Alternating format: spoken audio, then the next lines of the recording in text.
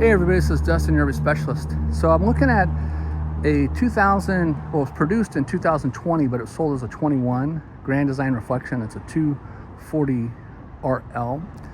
And if you've seen another video, basically both of these units, there's two different reflections. They look similar on the front. The other one, I can't read this. I think that one's a 303 RLS. That one's got a couple frame cracks in it on the I-beam, but the one in the back has some welding damage where they basically broke the bracket on the tank, and then somebody went in and cut it off and relocated it and beefed it back up. So they actually blew through both sides of the I-beam. And I'll do a video on that here in a little bit. So going back to this one though, this one, originally it came in, and it's been here a few times, but each time we haven't been able to get them to do any suspension work, you know, whether they requested it or we asked for it. They finally came in, you know, obviously because we keep doing so many suspension videos and frame videos, and said, hey, check my frame out, check my coach out. Well, on this unit, we found 12 cracks, possibly more. Originally, we contacted Grand Design because Lippert, and they're not wanting to cover nothing. So, sorry guys at Lippert, we do love you, but we also hate you sometimes. This unit, anyways, it started out with 6 frame cracks. And we normally see them at the hangars where Lippert is welding up the cross beams for the holding tanks. And then we see some little defects in the material. So they've been, typically before, Lippert had been covering them, and then they stopped because they started fighting with everybody, and you know that whole song and dance. Well, then Grand Design's been taking care of them left and right. They're actually even taking care of partially on that one as well. They did originally approve to have me go in and do almost $6,000 worth of repairs to this coach. We were kind of hyper focused on the center of the issues that we normally see.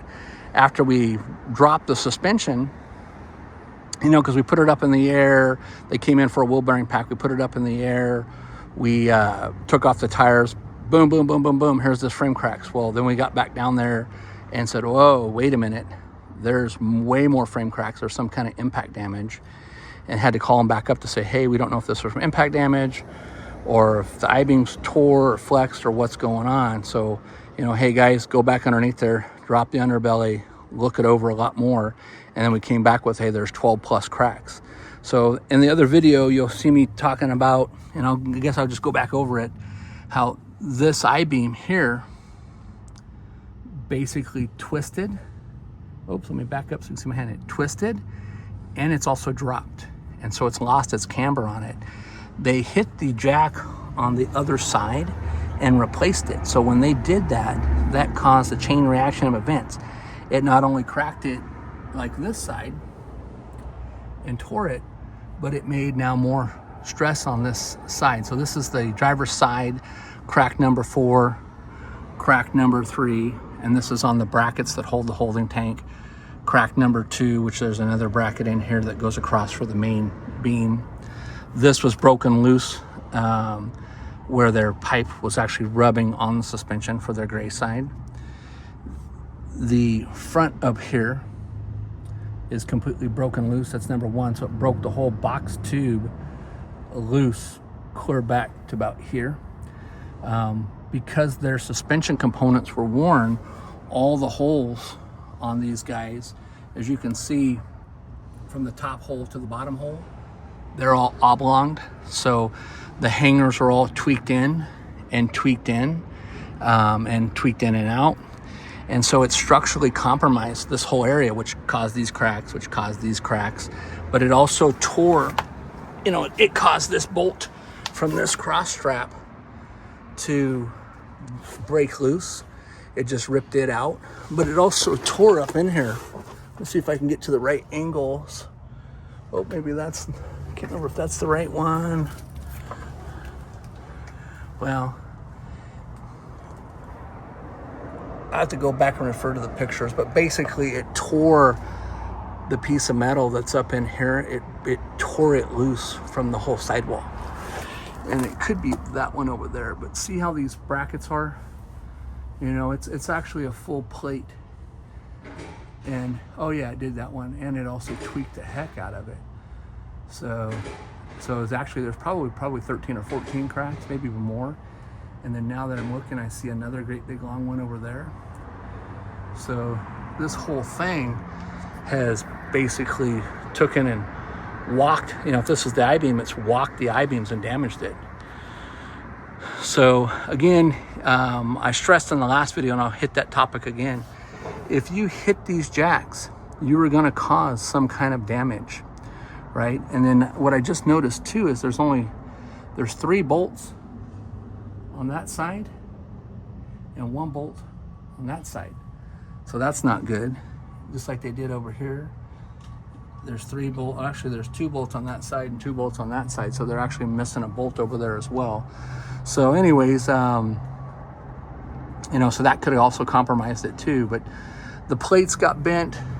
If you're dragging the feet, and scuffing them on the ground and sliding it and dragging it on the asphalt coming in and out of your driveway, speed bumps, campgrounds, whatever, make sure that you're checking this. I mean, this severely wrinkled and compromised the whole beam, tore all the brackets in the back, when that holds the holding tanks. So people are always saying, hey, my holding tank fell out.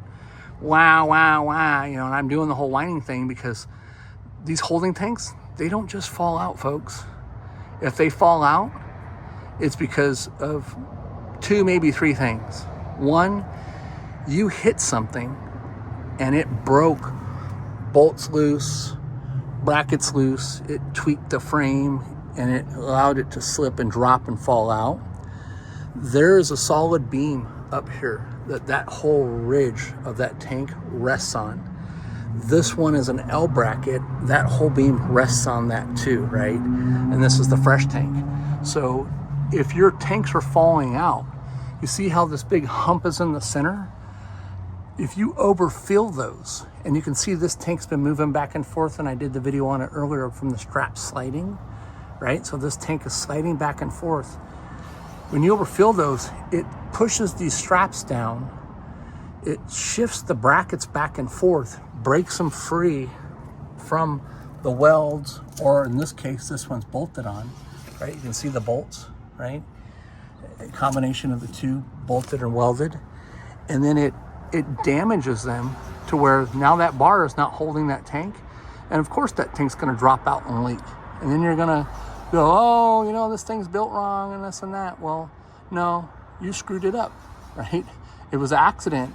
So if this happens and you're seeing this video and your tanks fall out, call your insurance company. Hey, I overfilled the tank, or I'm traveling a lot with water in the tanks and it's sloshing back and forth, or I'm going up and down something too rough, driving it too aggressively, and it ruined it. So I'm not defending the manufacturer. Do they make mistakes? Absolutely, all of them do. I'm not defending, could it be designed better? Hell yeah, it could be. I would do things a lot differently on all these, but then it would raise the cost to be like a Brinkley, like 2 or 3 times the price of everybody else's, right? So it's like, trying to do these videos to help keep you advised of stuff. This broke down, the screw completely broke loose. Should it have had more screws? Obviously, yes. You can see the big bend in it where the tank was overfilled and it was forcing it down. This pipe had broke loose, and where it came across from this hanger, and it was rubbing on the shackle links, cutting a hole into the pipe, which caused their gray, as it's running downhill to come out here to go to the rest of the pipes to drain out, to leak on the ground because this broke loose. The other one that's right there, the top of that little nub that you see right there, that broke loose. And so, it pays to come in and do your inspections. It's not a matter of hey, I'm taking it to my local tire shop, my good buddy, my rancher friend, I'm a farmer, I'm a welder, whatever, right? If you don't know, you don't know, So you can see how bad this beam, carries on straight and then woo, bends like crazy and then comes back and bends some more. And then it, like I said, bends some more. Look how bad that's bent, right? That's bent severely bad. It broke all that loose up there, it could have, all these lag bolts that go in for the outriggers, That's all loose. Look how loose that is, you know? So what does that tell you that the floor's doing, right? Let's see if this one's loose. That one's loose too. You can see where it's been shifting and moving around. So I'm sure that the rest of them are loose too. So as we start to do more of these videos, you know, it's good that you come in, let somebody that knows what they're doing looking at it. And do I know everything? No, I don't know everything, you know. But I'm trying to self-educate, you know, because there's not a lot of people out there that are going to come in and teach you every single detail about an RV, especially when it changes weekly, you know. So, like I said, this unit came in and it was, hey, check out my frame, do a wheel bearing pack. And again, you know, like I said, there's 12 cracks. This completely tore from the I-beam and then broke the I-beam at the very end. This unit came in, it's okay. Hey guys, it's only 3 years old. Yeah, it's 3 years old. Did you do your wheel bearing pack once a year? Where's the records? Oh, Dustin, I didn't do it. Okay, well, shame on you. The brakes are bad. The bushings are bad. The hubs are bad. The brakes are bad. 3 out of the 4 brakes were working. The other one, the magnet, had completely fell off and was dragging around the hub. All the hangers are worn. It's got a jack that was damaged. It's got 12 to 14 or 16 cracks in the frame. It's got straps that are broken loose that hold the supports for the tanks. It's got pipes that were broken loose and leaking. It's got hangers that were broken loose and hanging and snapped off down there, which caused all that to dump, which could very well have cracked the holding tank for the black tank, and then you would need a black tank. It's tore the metal inside that goes from side to side up internally. You know, and I'm not saying these people abuse this coach, but you know, the slightest little impact on a jack or dragging of the feet or lack of maintenance or lack of the ability to brake the axles, you know, when you're talking, if that brake on that side was the one that was failed, so now this axle is braking and that axle's not. So imagine the torque over here. It's trying to brake and the other one's just doing its thing. And then now it makes this guy want to brake a lot harder, right? Because it's trying to stop the tires. Well, then it tresses all this stuff out and cracks all this stuff. So anyways, I'll quit rattling on. I've gone way too long on all this stuff, but you know, please, folks, do your maintenance. There's no time frame on the nylon bushings. At a minimum, 6,000 miles, 10,000 miles, if that, you know, 1 year. Just do them. Get rid of that's the cheapest garbage that they could put in any of these trailers. So it doesn't matter, again, the brand. Nylon bushings is 1950 technology. Take them out, put in a bronze bushing with a wet bolt, right? Go to a shop, make sure they're checking the hangers, make sure you're checking your brakes, make sure you're checking your bearings. You know, I had a guy in here the other day that I've known for years, owns a couple hot rods. Each hot rod's worth $100,000 plus. Big old company he has, nice huge toy hauler, had a tire blowout, and he's going to be watching this video and saying, damn it, Dustin, don't talk bad on me. And I said to him, hey bud, you know, we're doing your tire blowout. So we took off the tire, and when we noticed that, all your suspension was flat, all the springs are weakened, and all the bushings are shot. You need to change all your springs, all your bushings. Go ahead and do it. So then we go to put the tire back on, spin the hub, and we hear grinding noises in the hub and say, hey, you know, when was the last time you did your wheel bearing pack or checked your brakes? That thing is 7 years old. And he says, oh, I haven't done it. Well, 7 years old? What do you mean you haven't done it? Well, you know, we don't hardly use it that much. Well, your suspension's shot, probably because he put something too heavy in the toy hauler. But, you know, it just neglect, right? Lack of maintenance. And I said to him, hey, man, I grabbed his wife, what I know. She went to school, actually, with my dad. And I said, you know, hey, when this son of a gun breaks down on the side of the road and you lose a wheel and an axle and a spindle and you're crying because the tow bill is 8 or 10 grand to get a flatbed to come pick this sucker up, I says, you're going to say, damn it, I should have did that wheel bearing pack and checked the bearings and all that, right? So, you know, we just try to tell you the best that we can to protect you. And I care all my guys care. I make sure they care, because it's like, hey, this is the second biggest investment other than somebody's home. This is somebody's grandma or grandpa or dad or mom, cousin, sister, brother, whatever. And so we try to help you. When we tell you, like, we come in and we do free exterior evaluations on the coaches, and we try to tell you, like, to do things, and you're like, I don't see any water leaking in it. Well, okay, we'll see you in 3, 4, 5 years when we tell you the thing's not worth a darn thing and it's totaled now because you didn't want to do some maintenance. So, all right, well, try not to be negative, but it's a Monday morning and I'm frustrated. I hate seeing stuff like this because this thing is totaled. Insurance company declined it. I got to call the customer up here in just a little bit and say, hey, folks, between suspension, brakes, and all this stuff, you're probably looking at like 20 grand.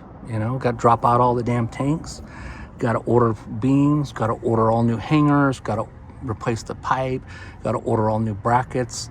We've got to extend stuff, got to move stuff, got to fix all this kind of stuff up in here. There's no way that they're going to want to dump $20,000 into three, technically almost a 4-year-old unit. There's no way. So, okay, so please, again, I know I'm going on a tangent. Do your maintenance. Do it. I know it costs. It's expensive. That's part of owning these things. It just is what it is. So, all right, you guys, have a great day. Travel safe. And thanks so much for watching and listening to all my nonsense and baloney. And later as we go, I'm going to start doing a bunch more videos, more in depth. I'll get into all the technical terms and names, and I'll talk about all the different connections and what we use and what we don't use, and the different fittings, and how we would restructure things different or do things different while we're up here, things that we would add additional screws on, and all that kind of stuff to help protect you. So. All right, thanks so much for watching. Have a great day. Dustin, your RV specialist.